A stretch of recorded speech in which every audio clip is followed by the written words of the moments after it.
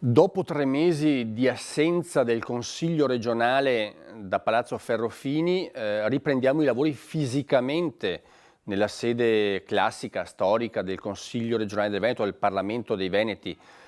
Comunque non siamo rimasti inattivi.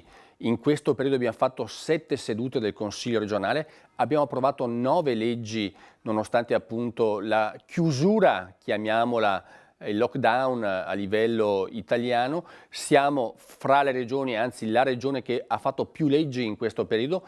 Le sedute di commissione sono state decine e decine, quindi comunque il virus non ha sconfitto la democrazia.